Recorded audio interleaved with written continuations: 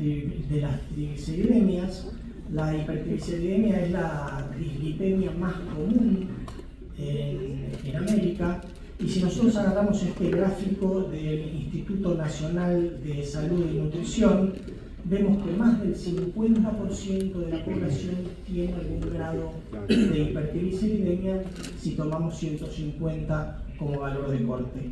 Y aproximadamente un 33% tiene más de 150 miligramos por decilitro, un 18% más de 200 miligramos por decilitro, un 1,6 más de 500 y 0,4 más de 1000 miligramos por decilitro. Es decir, que un 53% más o menos de la población analizada tenía hipertrigliceridemia. Ahora bien, existen varias maneras también de clasificar las hipertrigliceridemias de acuerdo al grado y al valor de triglicéridos que encontremos. La Sociedad Endocrinológica de los Estados Unidos utiliza esta clasificación y los divide en normal, leve, moderada, severa y muy severa. Y esta clasificación, que es la que utilizamos nosotros del Programa Nacional de Colesterol, que habla de normal, limítrofe alta, alta y muy alta.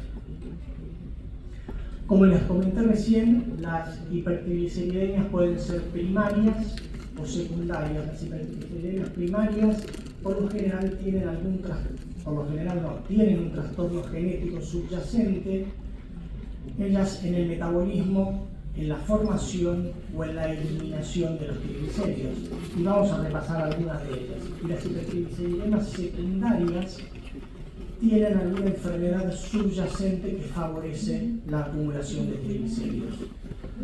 Sin embargo, también hemos podido observar que algunos pacientes, a pesar de tener el mismo problema subyacente, la misma enfermedad subyacente, tienen más propensión a desarrollar hipertrigliceridemias que otras. Es decir, que hay alguna predisposición individual en algunos pacientes a desarrollar hipertrigliceridemia. Bueno, como les dije, las hipertrigliceridemias secundarias pueden ser varias, no es motivo de hoy repasar todas estas. Acá hay otro gráfico también publicado en el Journal de Endocrinología en el año 2012, donde habla de todas las hipertrigliceridemias primarias y las secundarias. Nosotros vamos a repasar nada más algunas de ellas, las que consideramos más importantes. Hipertrigliceridemias primarias tenemos la hiperlipidemia familiar combinada. La prevalencia de las hipertrigliceridemias primarias van a ver que es muy baja. Esta tiene una prevalencia del 1%, se manifiesta por lo general en la segunda década de la vida. Sin embargo, en la niñez, cuando hay obesidad, también puede empezar a manifestarse. Tiene alto riesgo aterogénico y se puede presentar como una hiperlipidemia mixta con LDL aumentada, VLL muy aumentada o hipertrigliceridemia e hipercolesterolemia en forma aislada. De estas tres maneras se puede presentar. No hay ningún test genético al alcance en la práctica diaria que nos permita diferenciar esta hiperlipidemia familiar. Sin embargo, en estos pacientes se ve asociado un aumento de ApoB, que vamos a ver que es muy importante para diferenciarla de otra hipertrigliceridemia primaria de la cual vamos a hablar más adelante. El mecanismo responsable pareciera ser el aumento de ácidos grasos libres, lo cual favorecería la síntesis hepática de ApoB y VLDL, que es, como saben, una lipoproteína transportadora de triglicéridos.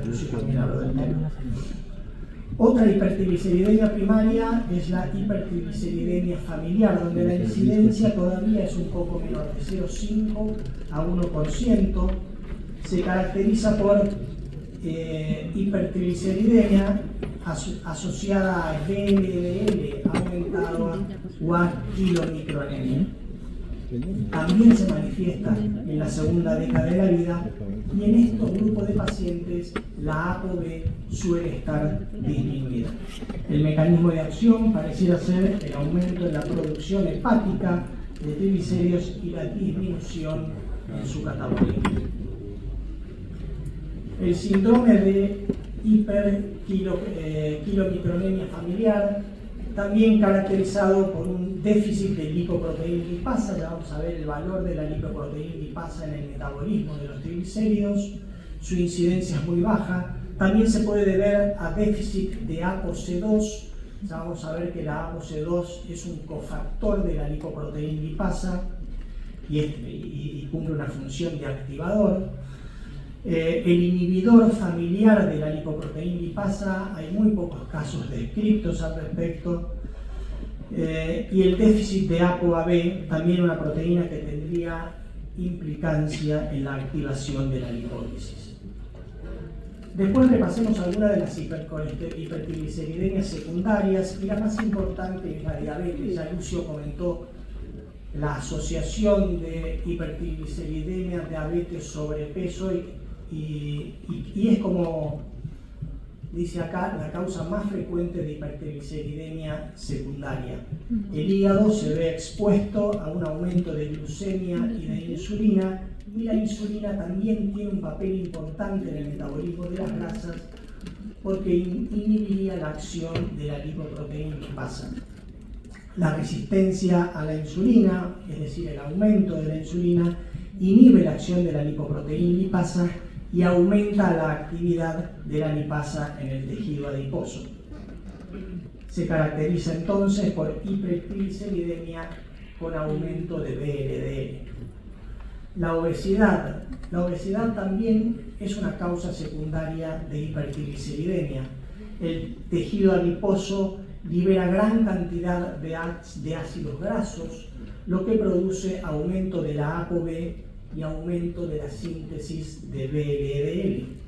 La obesidad también genera un fenómeno de insulinoresistencia, lo cual generaría hiperinsulinismo, y el hiperinsulinismo, como dijimos recién, es otra causa de hipertrigliceridemia. Se produce también disminución de los niveles de HDL colesterol, y eso lo vamos a ver más adelante cuando hablemos de la proteína transportadora de ésteres de colesterol, otra proteína muy importante en el metabolismo y en la fisiopatología de los triglicéridos. Y recordemos que la obesidad es un problema frecuente y creciente en la Argentina. En la última encuesta que hizo el Ministerio de Salud de la Nación, vio que 6 de cada 10 adultos tenían aumento de peso, sobrepeso, y que el 30% de los niños también lo tenían. Y esto nos va a generar seguramente un problema importante a futuro. El alcoholismo es otra causa frecuente de hipertrigliceridemia después de la diabetes. Y el mecanismo sería por ya que el etanol es oxidado a acetato en el hígado, lo cual bloquea el catabolismo de los ácidos grasos, aumentando la producción de triglicéridos y de VLDL. El consumo leve a moderado de alcohol puede producir un aumento mínimo de las concentraciones de HDL, y no olvidemos el síndrome hiperkilomitronémico gatillado por el consumo excesivo y rápido de alcohol, que se asocia a pancreatitis, como veremos más adelante, una de las complicaciones de la hipertrigliceridemia. El hipotiroidismo también es causa de hipertrigliceridemia y aparece aproximadamente en el 50% de los pacientes que tienen hipotiroidismo. Suele acompañarse de hipercolesterolemia también, y raras veces de disbeta-lipoproteinemia o hipertrigliceridemia solamente. El síndrome de Cushing, ya sea el síndrome de Cushing primario o la administración exógena de corticoides, también se acompaña de hipertrigliceridemia más hipercolesterolemia en forma menos frecuente.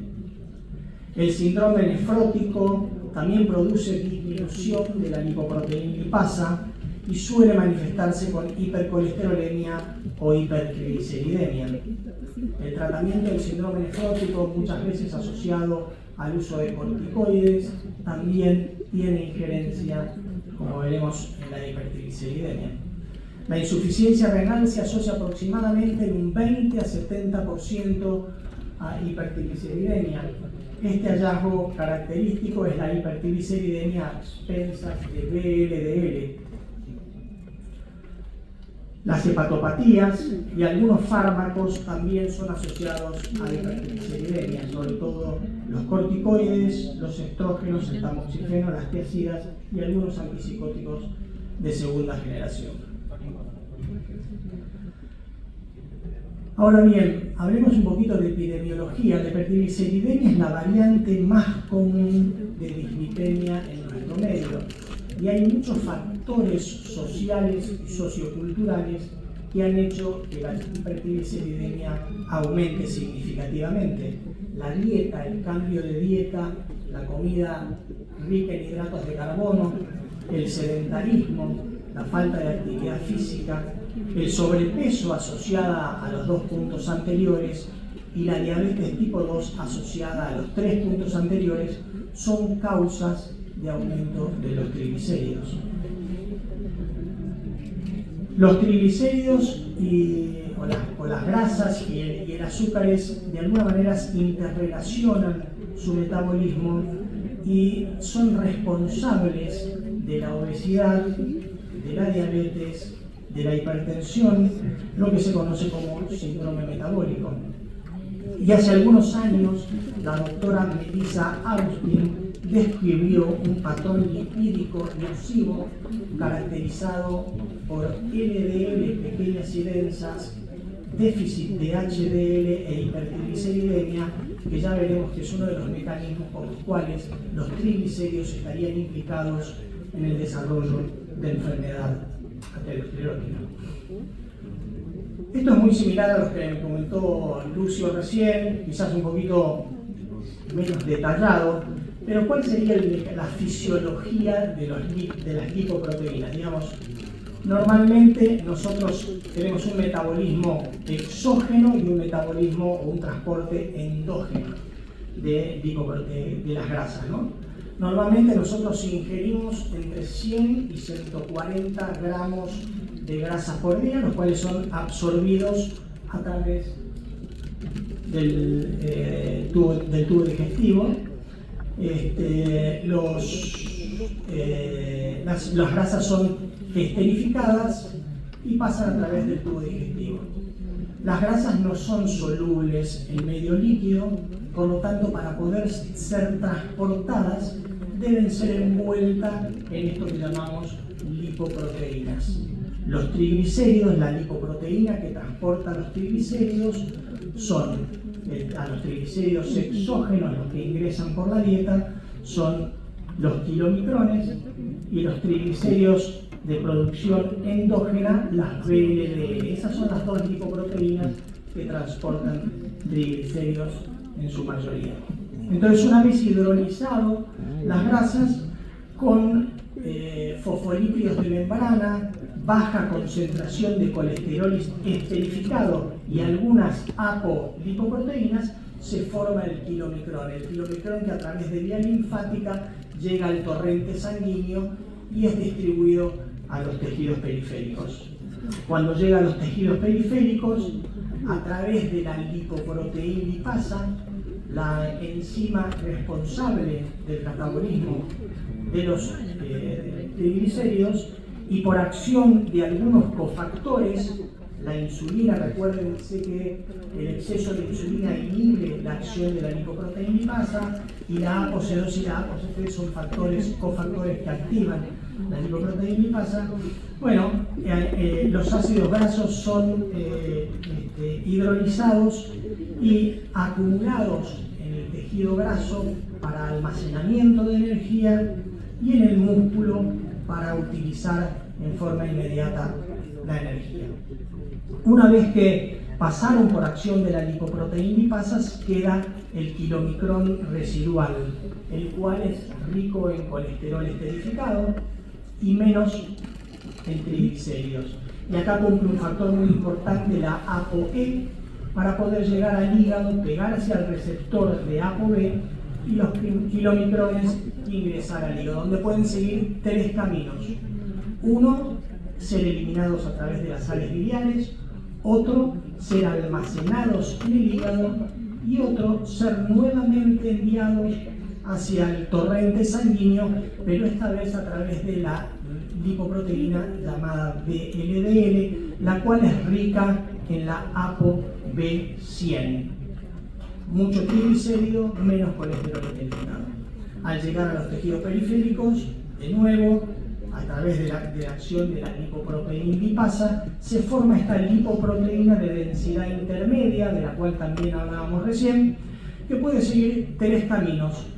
Fíjense que esta lipoproteína de densidad intermedia también tiene esta ApoE, que permite pegarse al hígado e ingresar al hígado. A través de la lipoproteína lipasa, esta lipoproteína de densidad intermedia puede transformarse en LDL, rica en colesterol esterificado, y volver al hígado. Y no olvidemos el mecanismo de circulación retrógrada del HDL, en donde las lipoproteínas de densidad intermedia ceden colesterol esterificado al HDL y esta vuelve hacia el hígado. Eso es más o menos el mecanismo fisiológico, el movimiento que las lipoproteínas hacen en el organismo. Ahora bien, ¿cuáles son las dos complicaciones más frecuentes que tienen los pacientes con hipertrigliceridemia? La pancreatitis y la enfermedad aterosclerótica. La pancreatitis es la tercera causa, la hipertrigliceridemia es la tercera causa de pancreatitis, precedida por la litiasis biliar y el alcoholismo.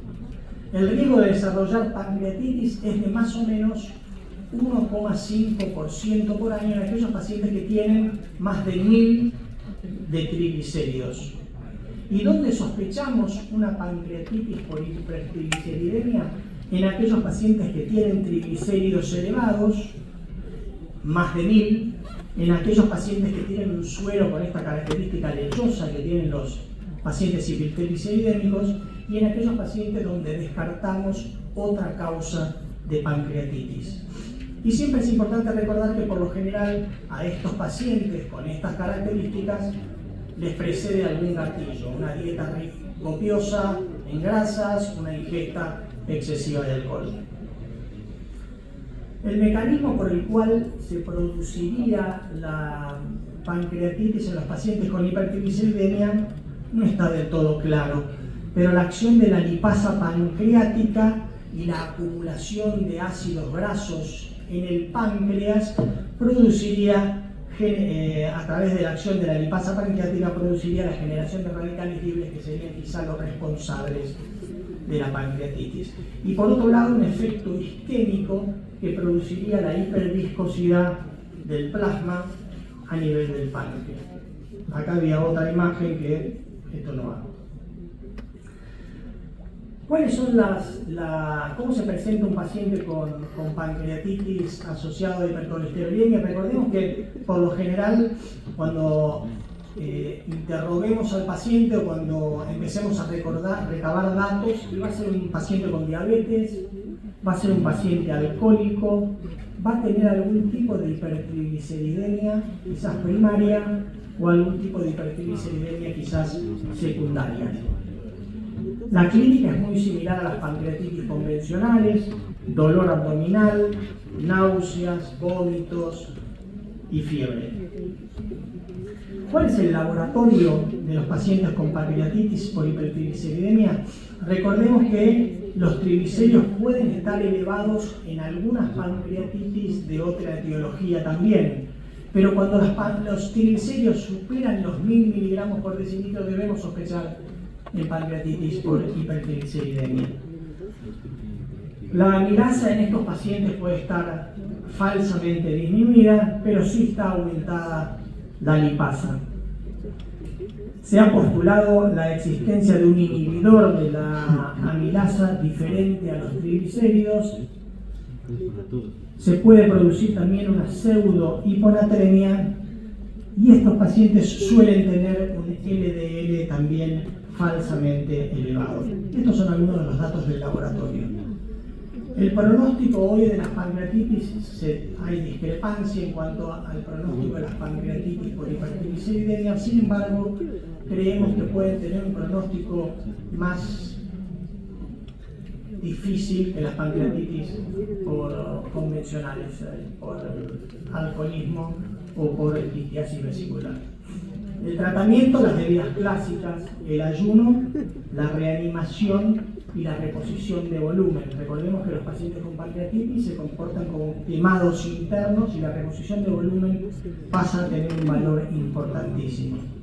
Tratar la causa subyacente, plasmaféresis o insulina, básicamente para tratar de mejorar los niveles de triglicéridos y corregir la causa subyacente. Y no olvidarse del tratamiento, superada la pancreatitis, del tratamiento crónico de la hipertrigliceridemia. Ahora bien, hasta hace algunos años los pacientes, y esto es un gráfico de la Organización Mundial de la Salud, los pacientes se morían de causas no transmisibles de enfermedades, ¿no? Enfermedades infecciosas, y hoy nuestros pacientes se mueren básicamente de 4 cosas: cardiopatías, accidente cerebrovascular, el EPOC y la diabetes es una de las causas más frecuentes de muerte. Es decir que las enfermedades ateroscleróticas, cardiovasculares o accidentes cerebrovasculares son hoy una de las causas más importantes de muerte. Para eso todos conocemos los factores de riesgo y trabajamos permanentemente tanto en prevención primaria como en prevención secundaria para corregir los factores de riesgo que tienen nuestros enfermos. Sin embargo, muchas veces habiendo logrado el objetivo de tratamiento con altas dosis de estatinas o con asociación de fármacos, estatinas y ezetimibe, seguimos teniendo un riesgo cardiovascular residual. ¿Y qué es el riesgo residual? Bueno, hay múltiples estudios que demuestran que los pacientes que han tenido un episodio cardiovascular, pese a la modificación de los factores de riesgo de los cuales hablábamos recién, y haber logrado los objetivos de LDL colesterol, con el fármaco que usemos, estatina y ezetimibe, continúan teniendo un riesgo cardiovascular alto a corto y mediano plazo. A este hecho es lo que se lo engloba como riesgo residual cardiovascular y existe mucho interés en evaluar el papel de algunas lipoproteínas, como por ejemplo el impacto del LDL colesterol remanente, el HDL bajo, la lipoproteína A por su alto poder aterogénico y el alto nivel de triglicéridos.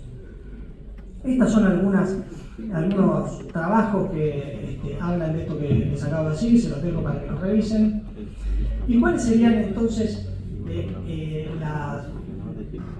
en la hipertrigliceridemia? ¿Por qué pensamos en la enfermedad aterosclerótica? Bueno, el nivel alto de triglicéridos se asocia a riesgo cardiovascular elevado, en especial a riesgo coronario. Existe una fuerte asociación entre hipertrigliceridemia y enfermedad cardiovascular prematura. El 80% de los varones de menos de 55 años y mujeres de más de 65 años con enfermedad coronaria tienen triglicéridos elevados. En esta población hay que pensar en el origen genético y estudiar a los familiares de primera línea. El aumento de triglicéridos postprandial de más de 40 miligramos por decilitro se asocia también a eventos cardiovasculares, especialmente a accidentes cerebrovasculares. Y lo que les decía antes, la hipertrigliceridemia forma parte de un patrón nocivo descrito por esta doctora Melissa Austin, caracterizado por básicamente hipertrigliceridemia, HDL bajo y LDL pequeñas y densas. Ahora bien, hablamos del valor de los triglicéridos en enfermedad cardiovascular y quién sería la responsable. Aparentemente la responsable es esta proteína transportadora de ésteres de colesterol de las cuales hablé al principio. Cuando tenemos VLDLs ricas en triglicéridos, la lipoproteína que más transporta triglicéridos, ya hay una alteración en la producción del PAI-1 y se deteriora la fibrinolisis, es decir, que ya tenemos un estado protrombótico. Cuando tenemos una VLDL ricas en triglicéridos, ante la presencia de esta proteína transportadora de ésteres de colesterol, se produce un intercambio de colesterol esterificado en las HDL que van hacia las VLDL, y las VLDL le ceden triglicéridos a estas proteínas, a estas lipoproteínas HDL, lo cual forma lipoproteínas ricas en triglicéridos que a nivel del hígado y a través de la lipasa hepática son catabolizadas, pierden la ApoA1 y su capacidad de formación a nivel intestinal y son eliminadas a través del riñón. Es decir que la proteína transportadora de ésteres de colesterol en contacto de HDL, en definitiva, lo que va a producir es disminución de HDL colesterol. Cuando nosotros asociamos relacionamos VLDL ricas en triglicéridos con lipoproteínas LDL, la proteína transportadora de ésteres de colesterol va a transportar triglicéridos hacia las LDL, va a transportar colesterol esterificado hacia las VLDL y se van a transformar estas lipoproteínas LDL ricas en triglicéridos, las cuales a través de la lipoproteína lipasa hepática van a formar lipoproteínas más pequeñas y densas y más aterogénicas. Es decir que la hipertrigliceridemia a través de las VLDL y la proteína transportadora de ésteres de colesterol es responsable de este perfil aterogénico VLDL, baja HDL, LDL, pequeñas y densas. Y esto también lo habló Lucio recién, es otro gráfico donde vemos que las lipoproteínas que hablábamos recién, pequeñas y densas, tienen la capacidad de penetrar a través del endotelio, son mucho más aterogénicas, son oxidadas en la íntima. Las VLDL y los triglicéridos tienen la particularidad de ser moléculas de adherencia del monocito. El monocito atraviesa el endotelio y a través de la íntima y en contacto con las LDL se transforman en estas células espumosas que son proinflamatorias, protrombóticas, favorecen la permeabilidad capilar y son aterogénicas. Entonces, ¿cuáles serían los principales mecanismos aterogénicos de los triglicéridos? Contribuyen al depósito de lípidos en la íntima arterial. Las moléculas pequeñas y densas de lipoproteínas ricas en triglicéridos son captadas por los macrófagos. Aumento de la hipertrigliceridemia postprandial como factor de riesgo. Asociación con bajo HDL y LDL pequeñas y densas. Disfunción endotelial. Estimulación de citoquinas y moléculas proinflamatorias, aumento de la actividad monocitaria, generación de trombina, protrombóticas, como hablamos recién, estado protrombótico. Y el mecanismo aterogénico de las partículas LDL pequeñas y densas produce un aumento superior de permanencia en el espacio subendotelial, tienen mayor fijación a los proteoglicanos arteriales, mayor susceptibilidad a la agresión subendotelial, menos afinidad al receptor de LDL y mayor afinidad a los receptores de los macrófagos vasculares responsables de la formación de esas células espumosas proinflamatorias. Ahora bien, con respecto al tratamiento, podemos actuar en diferentes niveles y hay evidencia de que trabajar en prevención primaria puede disminuir la incidencia de enfermedad cardiovascular. La OMS publicó un trabajo de 15.000 pacientes seguidos a 5 años pacientes tratados con fibratos, donde se producía una reducción de triglicéridos de 48 miligramos por decilitro en el seguimiento y una reducción de LDL, colesterol, de 27 miligramos por decilitro, con una reducción de 25% de casos de infarto no fatal, sin cambios en la mortalidad. El estudio de Helsinki también, 4.000 pacientes, prevención primaria, estamos hablando, seguidos a 5 años, reducción de 43% de los triglicéridos y reducción de 34% de eventos cardiovasculares. También hay evidencia en prevención secundaria, estudio Coronary Drug Project, 8.000 pacientes con infarto previo, también se producía una reducción en infarto no fatal. El estudio BIP, también 3.000 pacientes con triglicéridos mayor a 200, se produciría una reducción de infarto. 550 pacientes en el estudio de Estocolmo, también reducción en la mortalidad. El estudio BAHIT, también 2.500 pacientes, reducción en eventos cardiovasculares en general. Y el estudio FIEL, 9.000 pacientes, también reducción del 11% en eventos cardiovasculares. Es decir, que tratar la hipertrigliceridemia produciría también disminución de eventos cardiovasculares. Con respecto a la pancreatitis, la hipertrigliceridemia aumenta el riesgo de pancreatitis, como le dijimos recién, y este riesgo está aumentado cuando supera los 1.000, y nosotros debemos empezar a tratar a nuestros pacientes mucho antes, tratando de buscar causas primarias, y cuando no encontramos o cuando no hay genéticamente causas primarias, pensar en causas secundarias. Cuando nos enfrentamos a un paciente con hipertrigliceridemia, tengamos en cuenta lo siguiente: los antecedentes familiares de enfermedad coronaria precoz deben hacernos sospechar en alguna hipertrigliceridemia primaria. Antecedentes personales también de enfermedad coronaria precoz. El uso de algunos medicamentos de los cuales hablamos.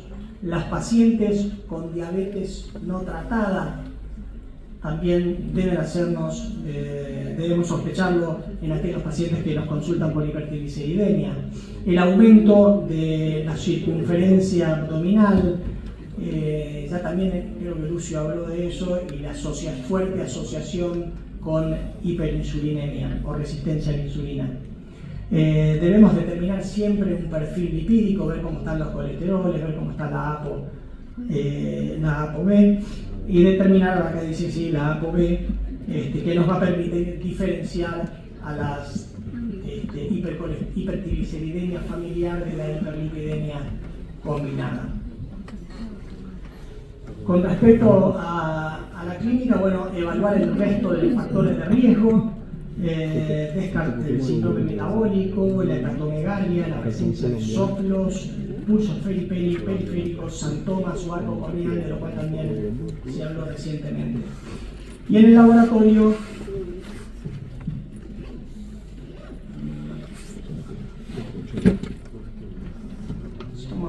¿me lo volví para atrás, Nati, por favor?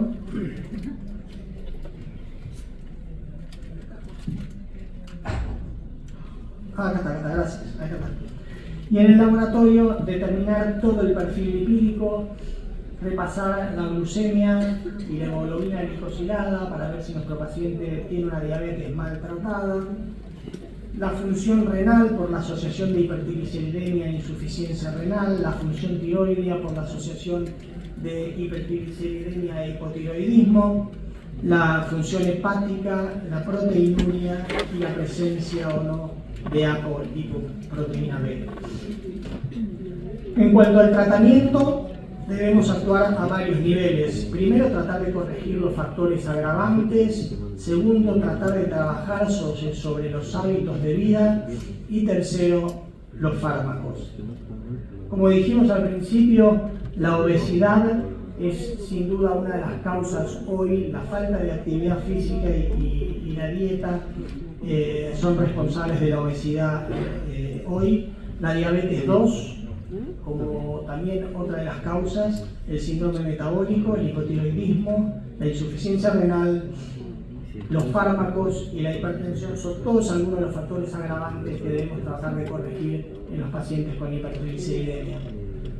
de nuevo el sedentarismo y tratar de corregir hábitos de vida, trabajar sobre todos los factores de riesgo y quizás lo más importante, el sedentarismo y la dieta.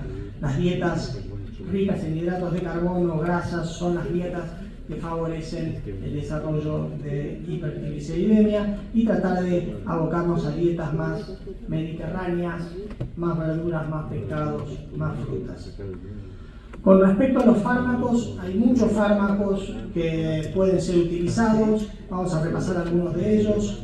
Los fibratos son sustancias derivadas del ácido fíbrico, actúan estimulando receptores nucleares llamados receptores activadores de proliferación de las peroxisomas, aumentan la producción de lipoproteína lipasa, aquella enzima de la cual ya hablamos, inhiben la expresión de APO3, lo cual inhibe la lipoproteína lipasa, estimulan a la lipoproteína lipasa hepática, disminuyendo también los niveles de LDL, estimula la beta-oxidación de ácidos grácidos y reducen aproximadamente un 50 o 60% los niveles de triglicéridos.